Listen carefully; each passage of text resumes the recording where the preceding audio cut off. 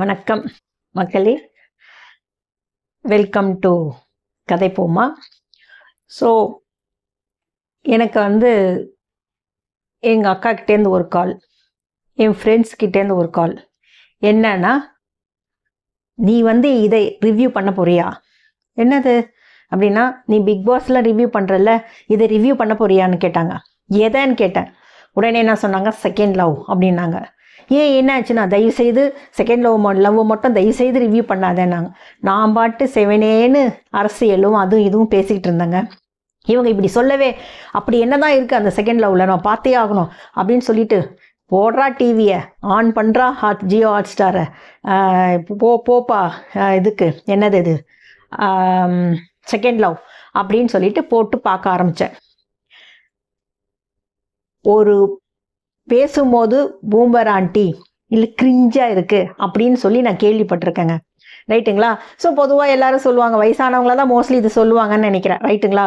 ஒரு ப்ரோக்ராமே பூமரா இல்லை கிரிஞ்சாக இருக்குன்னா அது கண்டிப்பாக இந்த செகண்ட் லவ் தான். ரைட்டுங்களா? ஸோ வயசான எங்களுக்கு அப்படி தான் தோணும் அப்படின்னு நினைக்காதீங்க. யங்ஸ்டர்ஸ்க்கே இந்த செகண்ட் லவ் பார்க்கும்போது கிரிஞ்சாக தான் தோணும். 100% ஐம் ஷுர். ஸோ நீங்கள் நினைக்கலாம், என்னடா இது ப்ரொஃபஸராக இருந்துன்னு செகண்ட் லவ்க்கெல்லாம் இவங்க ரிவ்யூ போட்டுட்ருக்காங்களேன்னு. ஏன்னா நான் அந்த ரிவ்யூவில் என்ன சொல்ல போகிறேன்றது ரொம்ப முக்கியம்ல. ஸோ அதனால் மறக்காமல் கடைசி வரை பார்த்துட்டு அதுக்கப்புறம் என்ன எது வேணாலும் சொல்லுங்கள். ரைட்டுங்களா? ஸோ ஃபஸ்ட்டு பார்த்தீங்கன்னா, இந்த ப்ரோக்ராமை எடுத்துக்கொண்டு போகிறது யார் அப்படின்னு பார்த்தீங்கன்னா, ஹோஸ்ட் யாருன்னு பார்த்தீங்கன்னா ரம்யா கிருஷ்ணன். எனக்கு ரொம்ப ரொம்ப பிடிச்சமான ஒரு நடிகை. அதுவும் அந்த ராஜமாதாவும் அந்த ரோலும் அதே சமயத்தில் நீலாம்பரியாக நடித்தவங்க. ரைட்டுங்களா?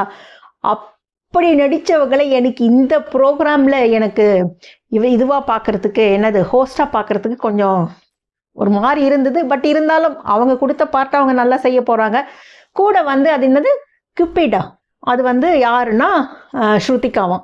ஸோ அவங்க கேட்கவே வேண்டாம். அவங்க என்னது அது இவங்க நடிப்பாங்களே, ஹன்சிகா நடிப்பாங்களே ஜெயரமவி கூட ஒரு படத்தில், அவங்க அந்த ரோல் அந்த கேரக்டர் தான் ரியல் லைஃப்.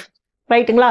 ஸோ சரி, இந்த ப்ரோக்ராம் நம்ம ஷார்ட்டாக சொல்லணும். எப்படி இருக்குது எனக்கு பார்க்கும்போது எப்படி தோணுச்சு அப்படின்னா, கல்யாண மாலை பார்த்துருக்கீங்களா எல்லாரும்? அதில் டிவி மோகன் அவர்கள் உட்கார்ந்து பெற்றவங்களை உட்கார வச்சுட்டு, உங்களுக்கு என்ன மாதிரி மருமகன் வேணும்னு எதிர்பார்க்குறீங்க, இல்லை எந்த மாதிரி மருமகன் வேணும்னு எதிர்பார்க்குறீங்கன்னு கேட்பாரு. அப்படி இல்லைன்னா சம்மந்தப்பட்ட மாப்பிள்ளையும் இல்லை பொண்ணோ மணப்பெண்ணோ கூட வருவாங்க. பேரண்ட்ஸோடு உட்கார வச்சு அவர் பேச அவங்க பதில் சொல்ல பண்ணுவாங்களா. அதுவே கொஞ்சம் ரிவைஸ்டு எடிஷனாக இருந்த மாதிரி இருந்தது எனக்கு இந்த செகண்ட் லவ். கரெக்டுங்களா? ஸோ அந்த டிவி மோகன் அவர்கள் செய்த ரோலை ரம்யா கிருஷ்ணன் அவர்கள் சில நேரத்துலையும், மற்றபடி அவங்களே பையனும் பொண்ணுமே அந்த ரோல் எடுத்து பண்ண மாதிரி எனக்கு இருந்தது. ப்ரோக்ராம் வேணும்னா இப்படி பண்ணிக்கலாம். எப்படின்னா, இப்போ பாருங்க, பொண்ணுக்கு சீக்கிரமாக பையன் கிடச்சிடுது. ஆனால் பையனுக்கு பொண்ணு கிடைக்குதா, எவ்வளோ சிரமப்படுறாங்கன்னு பையனை பெற்றவங்களை கேட்டால் தான் தெரியும். ஸோ அதுக்கு பதில் இந்த ஷோவை எப்படி ஆக்கிட்டு இருக்கலாம்னா, ஒரு பையனுக்கும் பொண்ணுக்கும் வரன்னு பார்த்து நம்ம என்ன செய்வோமோ அதே மாதிரி அவங்கள பேசி புரிய வச்சு அவங்களுக்கு ஓகேனா கல்யாணம் பண்ணி வைக்கலாம் அப்படின்ற மாதிரி இந்த ப்ரோக்ராமை கொஞ்சம் அப்படி மாற்றி வச்சுருந்தாங்கன்னா, பிள்ளைய பெற்ற தாய்க்குலம்லாம் அவ்வளோ சந்தோஷமாக அப்படியே முண்டி அடிச்சுக்கிட்டு நீ இந்த ப்ரோக்ராமில் பார்ட்டிசிபேட் பண்ணுறதுக்கு பையனுங்களை அமைச்சிருப்பாங்க. ரைட்டுங்களா? ஆனால் இதை செகண்ட் லவ் இப்போ எந்த காலத்துலங்க இருக்கோம்? செகண்ட் லவ்வா? லவ்னாலே என்னன்னு இப்போ தெரியல. 3rd 4th 5th 6th லவ்வில் இருக்காங்க. அதுவும் என்ன, லவ் பண்ணுறது ஒருத்தர், அம்மா அப்பா சொன்னாங்கன்னு சொல்லிட்டு கல்யாணத்துக்கு ஓகே சொல்லிட்டு என்கேஜ்மெண்ட் முடிச்சுட்டு, அதுக்கப்புறம் அந்த என்கேஜ்மெண்ட்டில் வேற ஒரு பாட்டு போட்டு அந்த மாப்பிள்ளையோட டான்ஸும் ஆடிட்டு, வாங்க ட்ரெக்கிங் போகலான்னு கூட்டிகிட்டு போய் ஃபோர்ட் மேலேருந்து கீழே தள்ளி விடுற காலத்தில் இருக்கோம் இப்போ நம்ம. ரைட்டுங்களா? ஸோ இதில் என்னங்க second love third love? So என்னை பொறுத்தவரை லவ்ன்றது டெஃபினேஷன் உண்மையாகவே புரிஞ்சு லவ் பண்ணுறவங்க இருக்கிறாங்க. ஆனால் பர்சன்டேஜ் ரொம்ப ரொம்ப ரொம்ப கம்மி. இப்போ லவ்வும் என்னென்னா, அரேஞ்ச் மேரேஜே பரவாயில்ல அப்படின்ற மாதிரி தான் இருக்குது இப்போ லவ் மேரேஜ். செகண்ட் லவ்ன்ற டைட்டிலே எனக்கு ஆப்டாக இருக்கிற மாதிரி தெரியல. ஏன்னா இப்போ அது அவுடேட்டட். ரைட்டுங்களா? ஸோ இப்போ பெண்களும் சரி, ஆண்களை விடுங்க, பெண்கள் இப்போ கொஞ்சம் விவரம் எடுத்த உடனே யாரையுமே லவ் பண்ணுறது இல்லை. 10 பேர்கிட்ட பேசுகிறாங்க, அதில் யார்கிட்ட எந்த வித்தியாசமும் இல்லாமல் அவங்க டிசைட் பண்ணுறதுக்குன்னு ஒரு டேர்னிங் பாயிண்ட் வரும் பாருங்கள், அப்போ தான் அவங்க டிசைட் பண்ணுறாங்களே. புரியுதுங்களா? அப்படி பார்த்தீங்கன்னா இந்த செகண்ட் லவ் நீங்கள் ப்ரோக்ராம் பார்க்கும்போதே உங்களுக்கு தெரியும் அது எப்படி போகுதுன்னு உங்களுக்கு ஒரு ஐடியா வரும். அதுக்கப்புறம் இந்த ப்ரோக்ராம் இன்னொரு விஷயமா இதை நான் ஒரே லைனில் சொல்லணும்னா, லோயர் வெர்ஷன் ஆஃப் பிக் பாஸ்ன்னு சொல்லலாம். அது என்ன லோயர் வெர்ஷன்னா, பிக் பாஸில் சண்டை சச்சரவு பிரச்சனை, இது வந்து கிளாஷ், அந்த ஈகோ கிளாஷ், அது இதுன்னு இருக்கும். பட் பார்த்தீங்கன்னா தனியாக ஒரு லவ் கண்டென்ட் ஓடிட்டு இருக்கும். ஒவ்வொரு பிக் பாஸ்லேயும் ஒரு லவ் கண்டென்ட் கண்டிப்பாக இருக்கும்.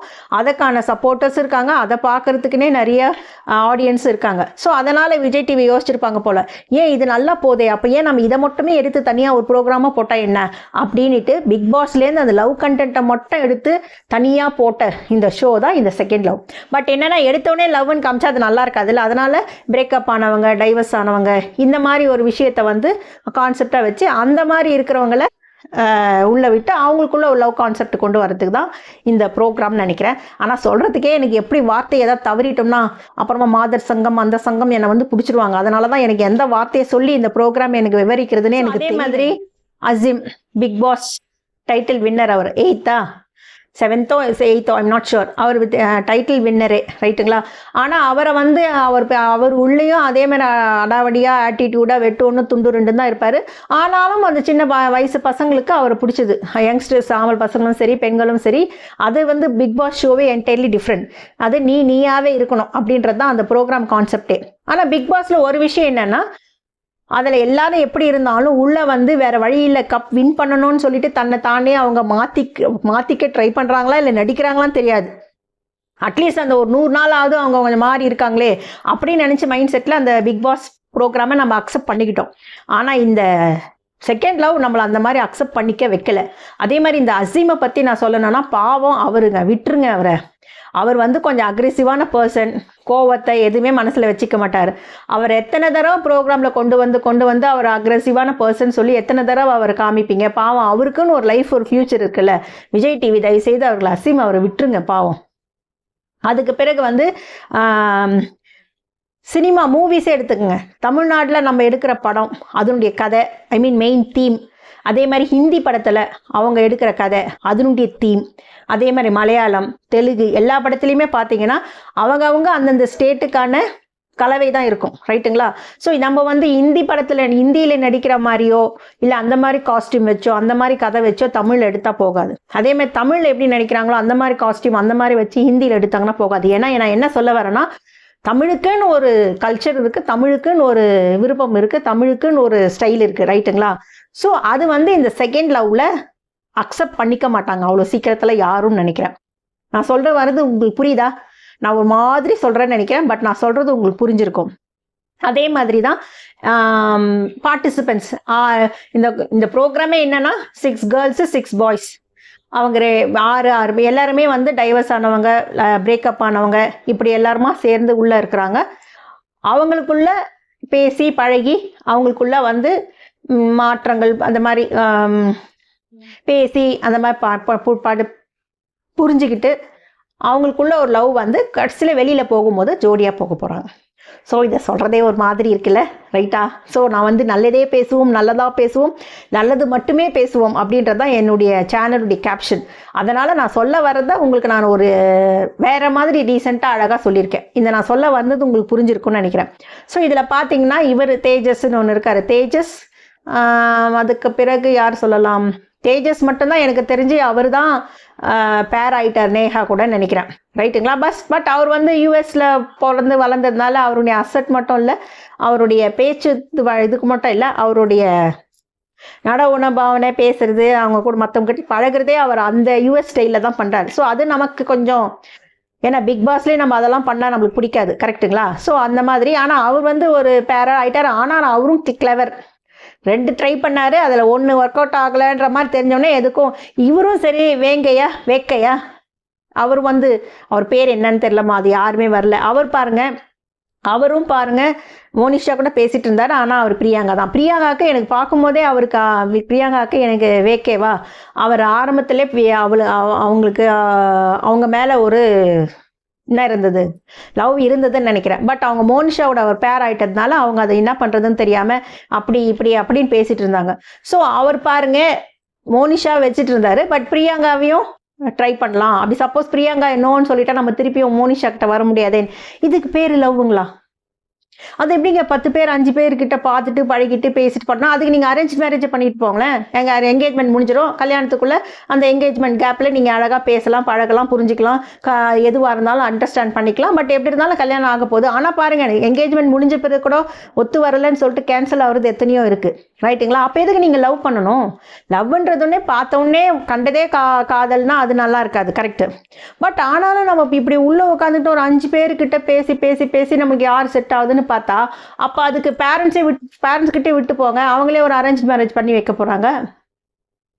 அது என்னவோ எனக்கு சம்திங் எனக்கு அது வந்து இடிக்குது. அந்த லாஜிக்கே எனக்கு பிடிக்கல. ஒரு கால் எனக்கு இந்த வயசுக்கு நான் பூமர் ஆண்டி இல்லை பாட்டி, அதனால் எனக்கு வந்து இதை பார்க்குறதுக்கு ஒரு மாதிரி கிரிஞ்சாக இருக்குது, இல்லை பிடிக்கல, அதனால் எனக்கு வந்து அந்த காலன்றதுனால எனக்கு இந்த இது பிடிக்கலன்றீங்களா? இல்லை உண்மையில லவ் இவ்வளோதானா, இப்படி தானா? அது எனக்கு தெரியல. ஸோ நம்ம பேசுறது பழகிறது நம்ம 1000 பேர்கிட்ட பேசலாம், பழகலாங்க. ஆனால் லவ்ன்றது ஒருத்தர்கிட்ட தானே வரும். அந்த லவ் வரத்துக்காக நான் 10-15 பேர்கிட்ட பழகுவேன், அதில் எனக்கு யாராவது பிடிச்சி போயிருந்தா அப்போ நான் என்னுடைய லவ்வை அப்ளை பண்ணுவேன் அப்படின்னா எனக்கு எங்கேயோ லாஜிக் இடிக்குது. எனக்கு கரெக்டாக தப்பான்னு தெரியல. ஒரு கால் இதெல்லாம் பார்க்க எனக்கு லவ்னால என்ன, அதுக்கான டெஃபினிஷனே என்னன்றது கண்டிப்பாக எனக்கு டோட்டல் கன்ஃபியூஷன் தாங்க. அதுக்கப்புறம் வந்து அபித் பாவம், அந்த கேரக்டர் தான் எனக்கு தெரிஞ்சு ரொம்ப பரிதாபமாக இருக்குது. பட் ஆனால் அவங்க வந்து இப்போ மோனிஷா அவரோட பேரான மாதிரி இருக்காங்க. But Priyanka is very sharp. அவங்க இன்னைக்கு ஷார்ப்பு. பட் தினேஷ் அவர் வந்து பேராக இருக்கிறது எனக்கு தெரிஞ்சு அவருக்கு செட் ஆகுமான்றது தெரியல. ஸோ எனக்கு பார்க்குற வரைக்கும் அது எப்படின்னு தெரியல. அதே மாதிரி கிஃப்ட் அன்பாக்ஸ் பண்ணா பாருங்க, கிஃப்ட் அன்பாக்ஸ், அதான் மிஸ்ட்ரி பாக்ஸ் அப்படின்னு சொல்லிட்டு அவங்க பர்சனலுக்கு ஏற்ற மாதிரி ஒன்று வச்சு அதுக்கு தகுந்த மாதிரி அசிம்க்கு ஆஸ் யூஷுவல் அவருடைய சன்னுடைய சென்டிமெண்ட் அது நம்ம பிக் பாஸ்லேயே பார்த்துட்டோம். ரைட்டுங்களா? ஆனால் வந்து ஒவ்வொருத்தரும் ஒவ்வொரு கதை சொன்னாங்க. மோனிஷா அவங்கெல்லாம் சொன்னாங்க என்னை வந்து இப்படி ஃபோட்டோ எடுத்தார், அப்படி ஃபோட்டோ எடுத்தார், அவர் ஃப்ரெண்ட்ஸுக்கிட்ட ஷேர் பண்ணார், நான் டைவர்ஸ் கொடுங்கன்னு சொல்லிட்டு எனக்கு 100 சவரம் கொடுத்துட்டு வெளியில் வந்தாங்கன்றாங்க. இவங்க கொடுத்தாங்களாம் ஜீவனாம்சம் அவருக்குன்றாங்க. பட் எனக்கு அது எங்கேயோ தவறு பண்ணது அவருக்கு ஒரு பனிஷ்மெண்ட் கூட இல்லாமல் இவங்க காசு கொடுத்துட்டு வந்துட்டாங்க அப்படின்னு சொல்கிறாங்க. பட் அது அவங்க பர்சனல். பட் அது எனக்கு கேட்குறதுக்கே பயங்கரமாகவும் இருந்தது. ஓகேங்களா? ஸோ அதே மாதிரி நோ மேபி எஸ் அப்படின்னு ஒரு டாஸ்க், அது அந்த கசப்பு பாவக்காய் ஜூஸு, லெமன் ஜூஸு, அப்போ ரெட் கலரில் ஏதோ ஒரு ஜூஸ் வச்சுட்டு மேபி கீபினாங்களே அந்த மாதிரி ஒன்று. ஏன்னா இப்போ அவங்க ஒரு டைம் பார்த்தா நம்ம அவங்க அப்படி காமிச்சதில் இந்த ப்ரோக்ராமில் ஒன்றும் தப்பு இல்லைன்னு தோணுது. ஏன்னா பெண்களும் சரி ஆண்கள் எனக்கு தெரியல, பட் பெண்கள் இப்போல்லாம் ஆப்ஷன் வச்சு தான் லவ் பண்ணுறாங்க. ரைட்டுங்களா? மேபி நோன்னு சொல்கிறதுக்கு ஒரு சிலர், மேபின்னு சொல்கிறதுக்கு வச்சுக்கிறதுக்கு ஒரு சிலர், லவ்னு சொல்கிறதுக்கு ஒரு சிலர். பட் ஆனால் எனக்கு தெரிஞ்ச எந்த அளவுக்கு உண்மை லவ்ன்றது உண்மையிலே இப்போ இருக்கிற ஜென்ரேஷனுக்கு எனக்கு சொல்ல தெரியல. ஒரு கால் நீங்கள் அந்த ஜென்ரேஷன் இந்த ஏஜில் யங்ஸ்டர்ஸை கேட்டால் ஒரு கால் அவங்க தெளிவான ஒரு பதில் சொல்லுவாங்களான்னு தெரியல. பட் நீங்கள் உங்களுக்கு லவ்னா என்ன, இந்த காலத்தில் லவ்ன்றது எப்படி, உண்மையான லவ் இருக்கா இல்லையா, இல்லை செகண்ட் லவ்வுக்கு போகலான்ற தப்பு இல்லை. என்னை பொறுத்தவரை கல்யாணம் ஆகிட்டு ரீமேரேஜ் பண்ணுறது தவறு இல்லைன்ற மாதிரி செகண்ட் லவ் போகிறது தவறே இல்லை. ஆனால் அந்த ரீசன் என்ன அப்படின்றது தான் ரொம்ப முக்கியம். ஸோ செகண்ட் ஆப்ஷன் இருக்குதுன்றதுனால நம்ம அசால்ட்டாக இருக்கக்கூடாதுல்ல வாழ்க்கையிலையும். ஸோ அந்த ஒரு ரீசன் ரொம்ப மெயினான விஷயம். ஸோ அதை தவிர மற்றபடி செகண்ட் லவ் இப்போல்லாம் செகண்ட், தேர்ட், ஃபோர்த், ஃபிஃப்த்துன்னு போயிட்டே இருக்காங்க. அதே மாதிரி அவங்களுக்குள்ள அண்டர்ஸ்டாண்டிங்கும், இவங்ககிட்ட அவங்க கேள்வி கேட்குறதா, அவங்ககிட்ட கேள்வி கேட்குறதா, அதில் எவ்வளோ அந்த பிரிட்ஜ் மாதிரி ஒரு டாஸ்க் வச்சாங்களே. இப்போ புருஷன் முன்னாடியே வாழ்ந்துட்டு இருக்காங்க பாருங்கள், 5 years 10 years 20 years. அவங்ககிட்டே போனீங்கனாலே கேள்வி கேட்டிங்கனாலே அவங்களே கொஞ்சம் 1-2 தப்பாக சொல்லுவாங்க. ஸோ உனக்கு கேள்வி மாதிரி கொஸ்டின் கேட்டு அவங்கக்கிட்ட ஆன்சரை தெரிஞ்சு வச்சுக்கிட்டு அதை கொஸ்டினாக கேட்கும்போது அதை சொல்கிறது வந்து என்னென்னா புக்கில் இருக்கிற டெக்ஸ்ட்டில் இருக்கிற கொஸ்டினுக்கு ஆன்சர் படிச்சுட்டு கொஸ்டின் பேப்பரில் கேட்டோன்னே அதுக்கு ஆன்சர் பண்ணுற மாதிரிங்க. அது கொஸ்டின் கேட்டு தெரிஞ்ச விஷயம் தானே, அது எப்படி நீங்கள் புரிஞ்சுக்கிட்டதாயிடும்? கேட்டு தெரிஞ்சுக்கிற விஷயம் வந்து வாழ்க்கைக்கு அப்ளிகபிள் ஆகாது. சிச்சுவேஷன் தகுந்த மாதிரி இவங்க 2 பேரும் அப்படியே அட்ஜஸ்ட் பண்ணிக்கிட்டு அதுக்கு தகுந்த மாதிரி சப்போர்ட்டிவாக இருந்துக்கிறாங்கன்றது தான் மெயின்.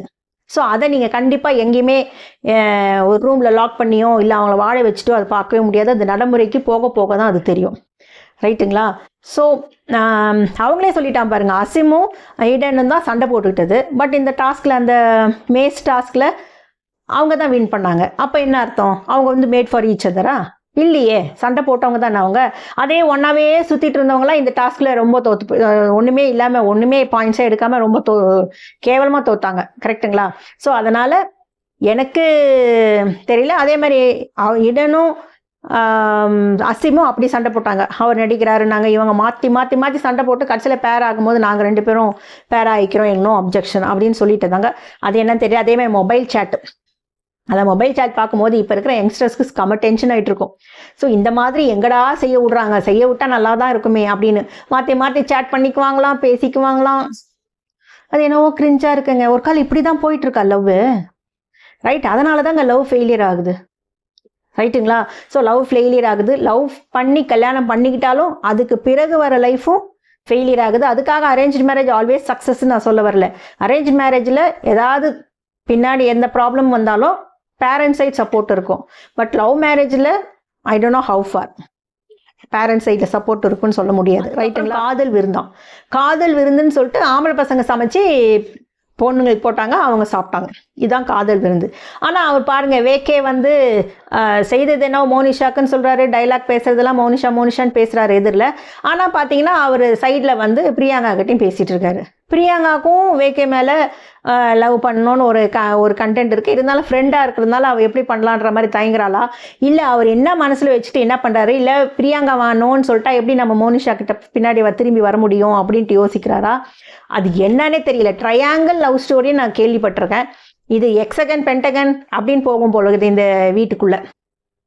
ஸோ இதில் ஒன்று சொல்லணும்,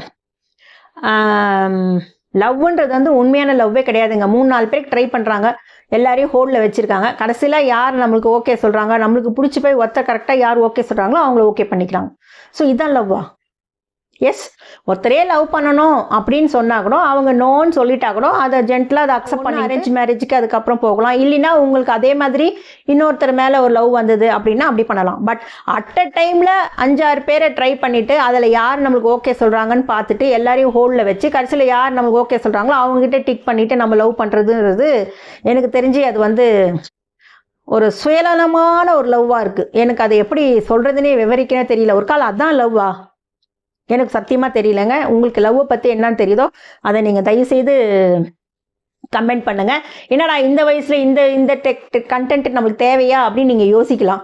இதை வந்து ப்ரோக்ராமை பேஸ் பண்ணி இந்த ப்ரோக்ராம் வந்து நம்ம ரிவ்யூ பண்ணுற மாதிரி பண்ணிவிட்டு அது பேஸ் பண்ணி தான் நம்ம கொஸ்டின் கேட்குறோமே தவிர மற்றபடி இப்போ இருக்கிற லவ்வில் 100%ல் 98.999% ரியல் லவ் இருக்கான்றது டவுட்டு தான். அது ரொம்ப ரொம்ப ரொம்ப கம்மியான பர்சன்டேஜ். ஸோ அதே மாதிரி each and every family has they own habit, ரைட்டுங்களா? அது ட்ரெஸ்ஸிங்கில் இருக்கட்டும், ஃபுட்டாக இருக்கட்டும், வே ஆஃப் டாக்கிங் ஆகட்டும், சோஷியலில் அவங்க கோ த்ரூ மற்றவங்க கிட்ட பழகத்தில் இருக்கும், எல்லாமே அவங்கவுங்களுக்கு வித்தியாசமாக இருக்கும், ரைட்டுங்களா? ஆனால் இந்த ப்ரோக்ராமை பார்க்கும்போது அதை பார்த்துட்டு ஒவ்வொருத்தரும் அவங்கவுங்க நம்ம இந்த மாதிரி இருந்தால் என்ன, இப்படி இந்த மாதிரி பேசினா என்ன, இப்படி மாதிரி பழகினா என்ன, இந்த மாதிரி ட்ரெஸ் பண்ணிக்கிட்டா என்ன அப்படின்னு ஒவ்வொருத்தருக்கும் அந்த மாதிரி யோசிக்க ஆரம்பித்தாங்கன்னா அது கொஞ்சம் எல்லாருடைய பர்சனல் லைஃப்லேயும் அது கொஞ்சம் என்ன சொல்கிறது, கொஞ்சம் கன்ஃபியூஷன் வரலாம், கரெக்டுங்களா? ஸோ என்னை பொறுத்தவரை செகண்ட் லவ் அப்படின்றது வந்து ப்ரோக்ராமுடைய டாப்பிக்கே தப்பு, கரெக்டுங்களா?